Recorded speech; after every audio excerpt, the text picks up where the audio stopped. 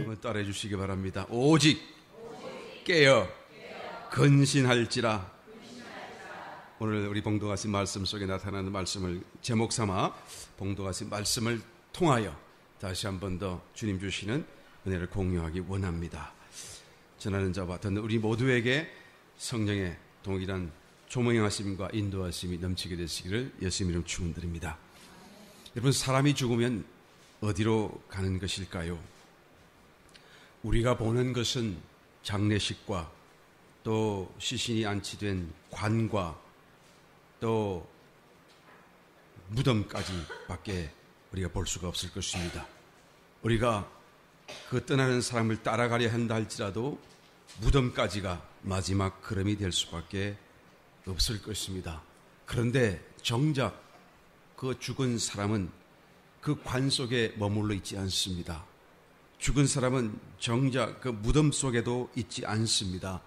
성경에 보니 누가복음 16장에서 거지 나사로와 부자의 이야기를 주님이 해주셨는데, 이 말씀은 비유의 말씀이 아닌 것은 주님께서 실명을 거론해 주셨기 때문인 것이죠. 나사로라고 하는 거지의 이름을 분명하게 말씀하시기 때문인 것입니다.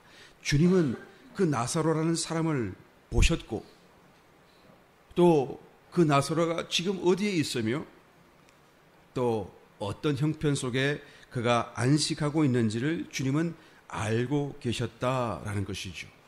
그래서 주님은 말씀하시기를 그는 지금 아브라함의 품에 있지 않느냐. 반대로 그 동일한 마을에 살았던 부자는 아마 그가 죽었을 때 굉장한 장례식을 크고 웅장하게 치렀을지 모르겠습니다. 또 빛이 나고 의리의리한 상례를 만들고 많은 조객들과 또 격식을 갖춘 그런 장례 행례를 아마 가졌는지 모르겠습니다. 모든 사람들이 보는 것은 거기까지밖에 없어요. 그런데 정작 그 관 속에 있어야 할 그 사람은 어디에 가 있습니까? 그 무덤 속에 있을 것 같은 그 사람은 무엇하고 있나요? 그런 불꽃 가운데서 말할 수 없는 고민을 당하고 괴로움을 당하면서 내 혀끝에 물방울 한 방울만 찍어달라는 그런 간절한 간구를 드리고 있는 고통 중에 있는 것을 보게 되는 것이죠. 그가 가졌던 그 광대한 장례식이 그의 사후의 삶에 어떤 도움이 되었나라는 것을 우리 한번 생각해 보지 않을 수 없는 것입니다. 여러분, 사람이 죽는다고 해서 끝이 아닙니다.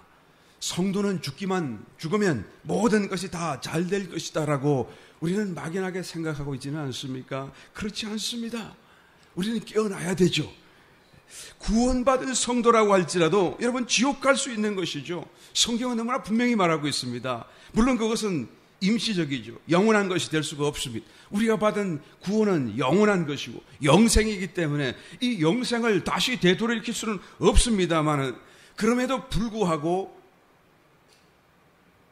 완전한 회복과 영원한 신천 신지의 땅으로 돌입하기까지에는 여러분 아직도 우리가 지옥에도 갈 수 있고 고통을 당할 수 있다라는 말씀을 성경은 분명하게 증거해 주고 있는 줄 믿습니다.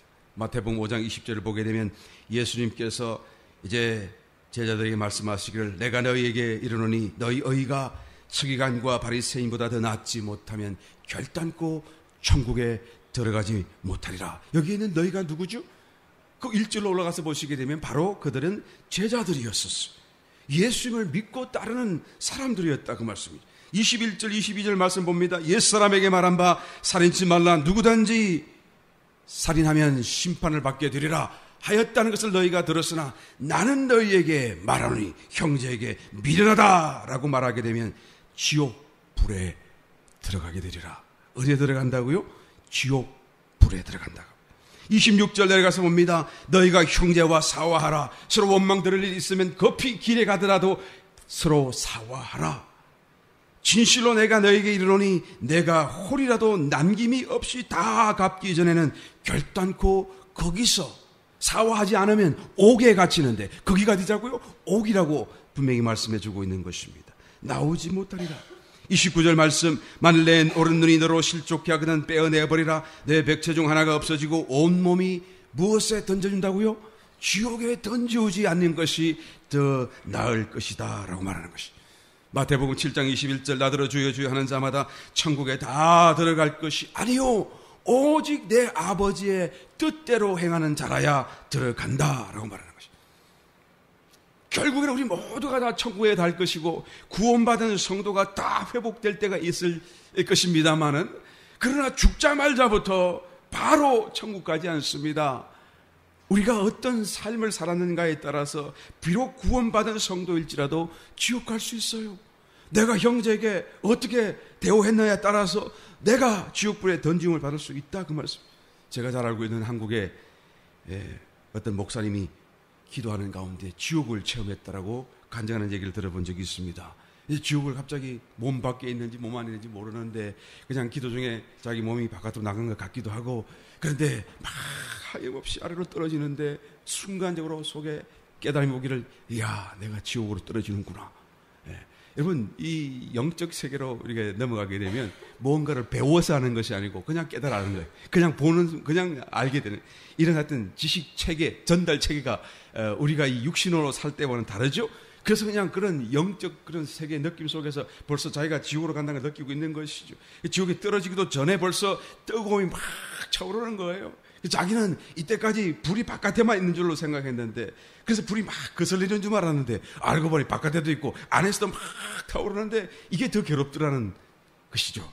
벌레가 바깥에만 있는 줄 알았더니 자기 속에서 막 우글대는 이 느낌이 다 일어나는데 견딜 수가 없더라는 거예요. 순간적으로 내가 지옥 가면 안 돼, 안 돼, 안 돼 하면서 말하기를 목구멍에서 그냥 작은 소리로 예수의 보혈, 예수의 보혈 막 그렇게 소리를.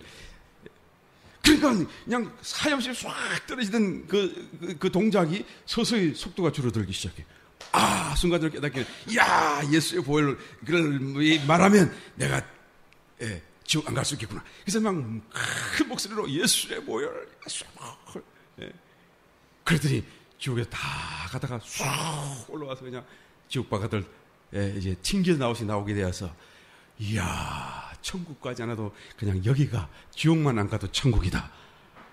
아, 그러면서 할렐루야 그랬더니 성도들이 박수를 치고, 목사가 지옥 안 가는 것이 그렇게 박수 칠 일이에요? 본래는 안 가야 마땅한 건데 말. 그런데 여러분, 성도가 만약에 지옥을 간다고 한다면 그것은 그렇게 떨어지는 게 아니죠. 그리스도의 심판대에 심판받은 결과로 떨어지는 거예요.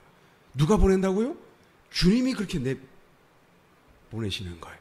그러니까 떨어지면서 예수의 보혈 해도 될까요? 안 될까요? 안 돼요. 예수님의 그리스도의 심판대에서 심판받고 던져졌기 때문에 그것은 하나님의 천사들이 오히려 그를 내치고 지옥에 떨어지도록 할 것입니다. 우리가 지옥에 떨어지지 않으려면 어떻게 해야 되죠? 예수의 보혈이 아니에요. 공역 시험에서 그리스도의 심판대에서 받게 될 그 심판의 불 앞에서도 타지 않을 우리의 옷이 준비되어져 있어야 된다라는 것이죠. 우리의 삶의 행위를 따라서 준비된 예복이 있어야 우리가 그 심판대에서 인정받고 지옥불로 떨어지지 않게 된다라는 것이죠. 그러므로 사도 바울은 빌립보서 2장 12절에 너희가 두렵고 떨림으로 너희 구원을 이루라 라고 하죠. 떨린다는 이 말씀은 trembling, 그죠? tremble, 덜덜덜덜덜 떨리는 거예요. 왜 떨리죠? 내가 구원받았는데. 왜 내가 떨어야 되죠? 내가 영생을 얻었는데. 영생을 얻은 것이 끝이 아니라 이제 곧 그리스도의 심판대에서 상 받을 수 있는 삶의 행위를 우리는 준비하여 주님 앞에 타지 않을 예복으로 나타날 수 있어야 된다는 것이죠. 우리가 구원받았음에도 불구하고 때때로 왜 구원의 확신이 분명하지 않나요? 내가 정말 천국 갈 수 있을까 자신이 없는 것입니까? 영원한 구원의 완성인 새하늘 새 땅이 오기까지 그 전에 또한 내가 비록 구원받았을지라도 그리스도의 심판대에 내가 행위가 없으면 던져질 수 있는 그런 시간적인 갭이 있다라는 것을 내 양심이 알고 있기 때문에 내가 떨리는 것이고 때때로 구원의 확신이 흐려질 수 있게 되더라라는 것이죠. 여러분, 우리는 준비해야 되는 것입니다. 우리가 주님 앞에 주님 오시는 그날에 덜림받고 혼인잔치에 들어가게 되면 성도들은 세 가지의 각기 다른 그런 신분과 지위를 얻게 될 것입니다. 첫 번째, 신부의 지위를 얻는 사람이 있을 것입니다. 요한계시록 14장 4절로 5절 말씀을 보게 되면 14만 4천 명이라고 하는 숫자가 하나님의 신부가 될 것임을 분명합니다. 이 사람들은 여자로 더불어 더럽히지 아니하고 정절이 있는 자라 어린 양이 어디로 인도하든지 따라가는 자며 사람 가운데서 구속을 받아 처음 익은 열매로 하나님과 어린 양에게 속한 자들이니 그 입에 거짓말이 없고 흠이 없는 자들이다. 여러분, 이 14만 4천은 신부가 되기에 충분한 사람들이에요. 왜 그렇죠? 그들은 어린 양이 이끌면 어디든지 가는 거예요. 다시 말하면 지금 주님과 그들의 삶은 너무나 긴밀하게 접촉되어져 있고 커넥션, 연결되어져 있기 때문에 그들은 항상 주님의 음성을 들을 수 있고 항상 주님의 그런 어떤 감동을 따라 움직일 수 있는 사람들이다 그 말이에요. 그러니까 당연히 그들의 입술에 거짓말이 있을 수 없어요. 당연히 그들은 흠이 없고 점도 없는 사람일 수밖에 없는 것이죠. 이런 사람들은 신부예요. 완전한 주님의 신부, 점도 흠도 없는 의로운 자로서 신부가 될 것입니다. 그러므로 이 사람들이 요한계시록 14장 그 1절에 보게 되면 갑자기 시온산에 등장을 해요. 14만 4천이 주님과 함께. 우리가 휴거 당하고 덜림 받을 때 어디로 간다고 성경이 말하죠? 공중으로 덜림 받는데, 일반적인 사람들은 공중으로 가는 것이 마땅한데, 그런데 이 사람들은 공중으로 가는 것이 아니라 주님 앞에까지 가버리는 거예요. 왜요? 신부기 때문에. 요한계시록 12장 5절에 보게 되면 사내 아이가 등장을 합니다. 이것은 비유 속에서 율법 시대 또 족장 시대에 거슬러 올라가면 그 시대로부터 구약과 신약에 이르기까지 모든 하나님의 백성들을 총칭하는 한 여인이 낳은 아들로서, 그 아들은 아이이지만 사내예요. 이미 성장했어요. 맨 차일드라고 성경이 기록하고 있죠. 그러니까 비유의 말씀이죠. 어린이지만 출생했기 때문에 어린아이고, 그러나 이미 성장한 사내라 그 말씀이죠. 왜 사내입니까? 싸움을 싸우기에 충분한 힘이 있다고, 영적으로 강인한 자고 승리할 자고 이기는 자들이라는 것을 말하죠.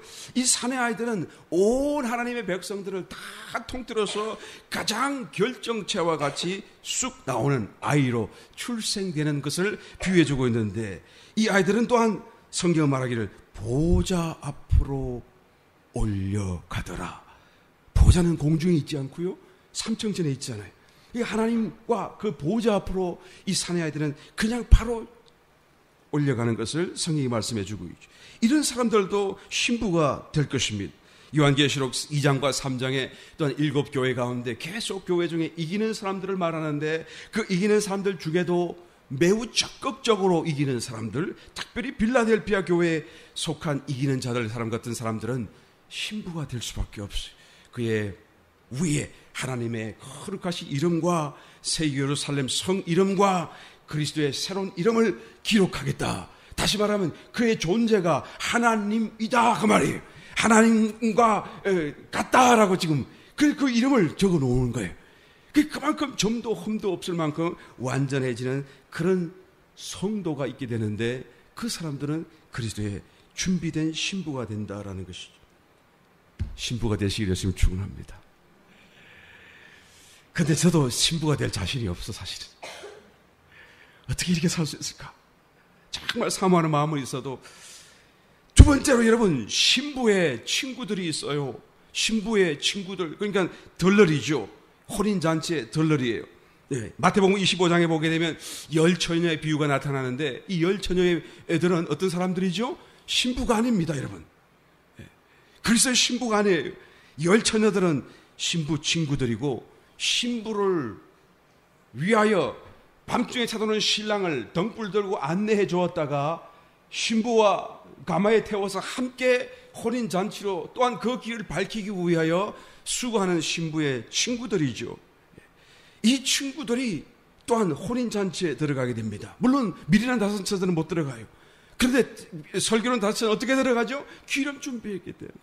기름 준비할 수 있게 되시기를 예수님 축원합니다. 기름 준비한 사람, 성령 충만한 사람만큼은 반드시 혼인잔치, 그가 신부가 아닐지라도 신부의 친구로서 덜러리에서 여러분 시편 45편 13절 14절 말씀을 보게 되면 구약시도 너무나 분명한 말씀을 전거해 주고 있습니다. 왕의 딸, 이 왕의 딸이라고 하는 것은 신부를 얘기하는 왕후가 되는 것을 앞뒤 문맥에서 말씀해 주고 있는데요. 왕의 딸이 궁중에서 모든 영화를 누리니 그 옷은 검으로 수놓았도다. 수놓은 옷을 입은 저가 왕께로 인도함을 받으며 시종하는 동무 처녀들도 왕께로 이끌려 갈 것이다. 그렇죠? 신부도 가지만 또한 시종하는 동무 처녀들도 있어서 그들도 함께 왕궁으로 잔치로 들어가게 된다라고 말씀해 주고 있는 것입니다. 여러분, 신부의 친구들, 덜러리도 기름 준비한 사람들만큼은 다 이 혼인잔치에 들어갈 수가 있습니다. 그런데 마태복음 25장에서 말하고 있는 이 열 처녀의 비유의 말씀은요, 살아있는 성도들이 아니고 이미 예수님 오시기 전에 죽어있는 모든, 그 전에 죽었던 모든 성도들을 또한 비유하여 말씀해 주고 있습니다. 왜 그렇습니까? 5절 6절 말씀을 들어가서 보게 되면 신랑이 더디 오므로 다 졸며 잘새라고 말하고 있죠. 그러니까 그들은 신랑이 늦게 오므로써 2000년이 더 지나가는 동안에 기다리다가 자기 수명이 다하여 죽어지게 된 것을 말하는 거예요. 그래서 다 졸고 다 자는 거예요. 그런데 여러분, 미련한 처녀들도 잠이 들었지만 슬기로운 5 처녀들도 다 잠이 들었어요. 그런데 밤중에 소리가 나서 그들을 깨웠잖아요. 이것은 곧 낙원 가운데서 예수님의 재림의 때를 기다리며 죽은 자 가운데서 있던 성도들을 비유하여 말씀해 주고 있는 것이죠. 그래서 이 죽어있는, 그러나 낙원 가운데서 지금 주님이 오실 때를 기다리고 있던 성도들이 마지막 나팔 소리를 들을 때가 다가오게 될 것입니다. 그 나팔 소리와 함께 그들이 깨어나요. 데살로니가전서 4장 15절 이하의 말씀을 보게 되면 주께서 호령과 천사장의 소리와 하나님의 나팔로 치니 하늘로 쫓아 강림하시리니 그리스도 안에서 죽은 자들이 먼저 일어나고 그 후에 우리 살아남은 자도 저희와 함께 구름 속으로 끌어올려 공중에서 주를 영접하게 하시리니 그래야 우리가 항상 주님과 함께 있게 될 것이다 라고 말하는 것이죠. 갑자기 공중에서 주님의 음성이 들려요. 천사장의 그런 소리가 들려요. 나팔 소리가 들리는 그런 순간이 다가오게 될 것입니다. 그럴 때 우리도 듣지만 우리가 먼저 올라가는 것이 아니고 그리스도 예수 안에서 이미 죽어있는, 안식 가운데 있는, 기다리고 있는 성도들이 먼저 깨어나서, 설교는 5 처녀겠죠? 그들이 이제는 주님께로 나아가고, 그리고 또한 그 후에 땅에 있는 살아있는 성도들이 또한 들림을 받게 될 것입니다. 이것이 바로 신부의 친구들이에요. 신부의 친구들은 신부보다는 뭔가 조금 흠이 점이 덜 많겠죠. 더 많겠죠. 세 번째, 어떤 사람이 있습니까? 하객들이 있어요. 성도이지만 손님으로 그 혼인잔치에 참여하게 되는 것입니다. 마태복음 22장 말씀을 보게 되면 10절 이하에 임금이 그 아들을 위하여 혼인잔치를 베푼 것과 같은데, 그런데 모든 것을 다 잡고 혼인잔치를 준비하였지만 청함받은 사람들이 응하지 않아요. 나는 밭에 일을 가야 보아야 되겠으니, 나는 장사해야겠으니, 나는 사업자 떠나야겠으니, 나는 이것 해야겠으니, 세상에 하는 일 때문에 나는 주님의 초청에 응할 수가 없다라고 그들은 거절하게 되는 것이죠. 또 다른 어떤 그림은 이제는 한 걸음 더 나가서 주님의 복음을 들고 또한 전도하는 그런 사람들을 핍박하고 죽이기까지 하는 거예요. 그래서 하나님께서는 대노하셔서 그들을 다 군대를 보내서 다 태워버리고, 그래서 정말로 예루살렘이 망가진 적이 있지 않습니까? 그리고는 하나님의 종들에게 다시 명령하기를, 이제는 사거리로 나가서 만나는 사람들마다 다 데리고 오라. 그래서 데리고 왔어요. 그래서 혼인 자리에 손이 가득하게 된 것이죠. 임금이 손을 보러 들어올세. 누굴 보러 왔다고요? 손, 하객, 게스트. 이 게스트가 누굴까요? 구원받은 성도예요. 혼인 잔치 자리에 들어온 성도예요. 그런데 예복을 입지 않은 한 사람이 있었습니다. 그 사람을 발견하고는 왕된 주인이 내어 쫓아라 했더니 바깥 어둠대로 그는 쫓김을 당하고 마는 것이죠. 여러분, 이 객으로 이제 혼인잔치에 들어가는 그런 성도들은 아마 앞에 있던 다른 신부나 또는 신부의 친구들과 비교하게 되면 훨씬 더 완전하지 못한 사람임에 틀림없습니다. 왜 그런가 하면 그냥 사거리에서 만나는 악한 자나 선한 자나 만나는 대로 다 데리고 왔다고 성경이 말씀해 주고 있기 때문인 것이죠. 그들 가운데는 선한 자도 있지만 악한 자도 있어요. 아직도 지워지지 않은 그런 어떤 점과 흠을 가진 사람들이 있더라 그 말씀이죠. 그럼에도 불구하고 여러분 이 사람들은 혼인잔치 자리에 들어올 수가 있었습니다. 왜요? 구원받았기 때문에. 그런데 또 혼인잔치 자리에 계속 참여할 수 있었습니다. 왜요? 그들이 예복을 준비했기 때문에 나름대로. 그러나 내가 구원받았을지라도 예복을 입지 않은 사람이라고 한다면 이 자리에서 다시 한 번 더 쫓겨날 수밖에 없을 것입니다. 나는 지금 어느 정도로 준비가 되었을까? 나는 지금 주님이 오시면 신부일까? 아니면 신부의 친구인 들러리가 될까? 아니면 나는 객으로 올라가게 될까? 이런 질문을 던질 때마다 어떤 사람은 대답하기를 목사님 저는 아무리 생각해도 아무것도 해당 사항이 없는 것 같습니다. 나는 이런 말을 들을 때마다 얼마나 그냥 가슴이 철렁 내려앉는지 몰라. 그 말은 바꿔 말하게 되면 나는 목사님 지옥 갈래입니다. 목사님 나는 뭐 어차피 지옥 갈래요. 아무것도 안 돼요. 라고 말하는 것 같지 않아요? 여러분 지옥은 결코 가서는 안 될 장소인 것을 분명히 깨닫게 되시기를 했으면 축원합니다. 우리가 구원받았을지라도 정말로 깨어있어서 건신하여서 우리가 결단코 내가 신부가 되지 못할지라도 결국 객이 될지라도 나는 혼인잔치에 들어갈 수 있는 참으로 준비된 자가 되어야 마땅할 것입니다. 우리가 살 집을 10년 살 집, 20년 살 집도 우리가 얼마나 꼼꼼히 따지면서 준비하지 않습니까? 내가 새로 사는 집을 두고 내가 그냥 주소만 보고 사인하는 사람이 있나요? 그 집을 찾아가 보고 들여다보고 챙겨서 보고 그리고 모든 꼼꼼히 따진 뒤에 이게 좋다라고 할 때 사인하고 들어가지 않아요.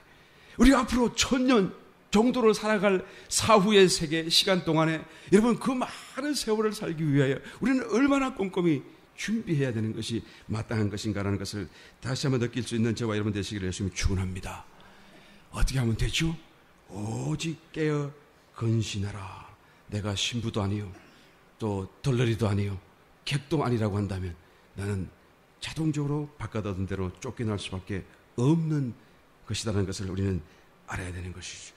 그러므로 본문의 말씀에 사도 바울은 말합니다. 너희가 지금까지 잘하였다. 이제라도 깨어있어 계속하여 그 깨어있음을 또한 유지하고 지켜가라 라고 또한 권면하는 것을 보게 되는 것입니다. 우리가 어떻게 돌림받고 어떻게 지옥 가지 않을 수 있나요? 어떻게 주님 앞에 참으로 기쁨으로 맞이할 수가 있나요? 그것은 어떤 큰 일을 나에게 요구하지 않습니다. 나에게 내가 할 수 없는 어떤 일을 하라고 말하지 않습니다. 다만 깨어있기만 하면, 아멘? 다만 내가 깨어있기만 하다고 한다면 우리는 누구든지 다 들림받게 될 것입니다. 7절 봉독하신 말씀 8절 말씀에 자는 자들은 밤에 자고 취하는 자들은 밤에 취하되 우리는 낮에 속하였으니 건신하여 믿음과 사랑의 흉배를 벗치고 구원의 소망의 투구를 쓰라. 우리는 낮에 속했어요. 우리는 저와 여러분은 이미 낮에 속했어요. 다시 그죠? 나에게 빛이 비추어지길 위해서 발버둥 칠 것이 없어요. 이미 우리는 낮에 속했고 빛 대신 주님이 우리에게 빛을 비추고 계시다라는 것이죠. 우리가 깨어나기만 하면, 우리가 마음의 문을 열기만 하면 이 모든 것이 보여지고 느껴지고 확연하게 우리가 그것을 따라 살아갈 수 있는 그런 존재적인 상태의 변화를 이미 만들어 놓으셨다라고 말씀해주고 있는 것입니다. 우리가 깨어있기만 하면, 그리고 깨어있는 이 시간과 삶을 유지하기만 하면 여러분 자연스럽게 우리는 그 나라를 위하여 준비된 삶을 살아갈 수 있는 것입니다. 주님 오시기 전에 먼저 죽어도 괜찮아요. 주님 오실 때까지 살아있어도 괜찮아요. 문제는 내가 준비하며 살고 있는가 아닌가가 중요한 문제일 뿐이다라는 것이죠. 여러분 깨어있는 것이 무엇일까요? 오늘 봉독하신 말씀 속에서 사도 바울은 말합니다. 믿음과 사랑의 흉배를 붙여라. 가슴, 흉배는 가슴에 붙이는 거죠. 믿음이 충만한 가슴이 막 뛰면서 말이죠. 뭐든지 다 될 것 같아요. 그리고 뭐든지 다 그냥 믿어져요. 주님 말씀이 믿어지고 또 보험사를 정말로 주님이 인도하신다는 것이 믿어지고 그래서 감사하고 싶어지고 할 수밖에 없고 그런 어떤 그래서 흉배라고 말하고 있는 것이 가슴의 문제죠. 우리의 마음의 문제. 그 다음에 믿음은 그럼 어떻게 일어납니까? 믿음은 들으면서 또 들으면 그리스도의 말씀은 그러니까 자꾸 이 믿음을 얻기 위해서 우리 말씀을 가까이 하고 들으려고 해야 돼. 말씀을 내 품 안에 내 머리에 내 생각 속에 품고 지낼 수밖에 없다 그 말씀이죠. 그럴 때 나는 자연스럽게 믿음이 생겨나게 되고 그 믿음이 내 가슴 위에 흉배가 되어서 나로 하여금 깨어나게 만드는 거예요. 여러분 주님의 말씀이 힘이 없어 보입니까? 주의 말씀을 더 들으세요. 더 깊이 묵상하세요. 더 가까이 하세요. 믿음이 생겨나게 되면 이 믿음의 주님의 말씀이 얼마나 강력하게 다가오는지 몰라요. 또 사랑의 흉배를 붙여라라고 말하는 것이죠. 내 마음이 사랑으로 가득 차요. 사랑을 주체할 수 없어요. 그냥 사랑받으려고 하는 그런 상태에만 머물러서는 안 됩니다. 내가 사랑을 그냥 주체할 수 없어서 그냥 사랑을 나누어 줄 수밖에 없는 그런 충만한 상태로까지 내가 나아가야 내가 깨어나는 거예요. 그 상태에 있는 사람은 깨어난다는 것이 무엇인지를 알 것입니다. 이것이 정말로 내가 깨어난 것이구나 라고 스스로가 말할 수 있게 될 거예요. 언젠가 한번 뉴스에서 보니까 한국에 있는 작은 교회를 다녀가는 목사님이 계시고 또 그 목사님의 사모님이 계셨는데 그 사모님이 늘 그냥 연말 연시만 되면 그런 것을 하는 것이 아니라 그냥 지금 거의 20년 가까이 계속해서 하루도 빠짐없이 소외된 이웃을 자기 집으로 초청을 하고 밥을 먹이고 씻겨주고 또 김장도 같이 담그고 그리고 대화도 하고 다 그 사람들에게 위로가 되어주고 또 그들의 필요를 공급해주는 그런 삶을 살아온 그런 사모님이 이게 뉴스에서 클로즈업 때 가면 소개된 적이 있었습니다. 그래서 옆에 있던 그 기자가 너무 참 놀라워서 어떻게 그 작은 교회니까 뭐 넉넉하지도 않는데 말이죠. 그래서 그 생활 속에 쪼개어가면서 시간을 들이고 그냥 물질을 들이고 마음을 들이고 자기의 삶을 그쪽으로 또한 바쳐가면서 왜 그 별로 소문나지 않을 일들을 위해서 별로 효과 없을 것 같은 일들을 위해서 그렇게 하시는가 궁금해서 기자가 물었어요. 아니 사모님 어떻게 이 일을 그냥 한때 두때 이벤트로 같이 하면 또 몰라도 이렇게 수십 년 동안 줄기차게 이 일을 계속 해오시는 것입니까? 그랬더니 그분이 대답하기를 사람들이 너무 예뻤어요. 그래. 그 사람들이 너무 이쁘다는 거예요. 그래서 나는 정말로 그렇게 이쁜 거 하고 가만히 보니까 말이야. 한 사람도 내 눈에는 이쁜 사람이 없어. 다 못생기고 막 찌그러지고 막 볼품 없는 그런 사람들. 장애인들이고 막 이런 사람들. 그런데 그 사모님 눈에는 너무 이쁘다는 거예요. 뭐가 다르죠? 여러분 사랑이 넘쳐나는 그런 마음과 삶을 살아갈 때에 여러분 사람이 이쁘고 사랑할 수밖에 없는 그런 삶을 살아가게 될 것입니다. 이런 사람이야말로 깨어있는 사람이에요. 사랑에 젖어 있고 사랑이 넘쳐나고 사랑을 주지 않고는 견딜 수 없는 그런 삶을 사는 사람들은 벌써 사랑의 흉배를 가진 사람이에요. 이런 사람은 마귀가 이길 수 없습니다. 원수가 이길 수 없어요.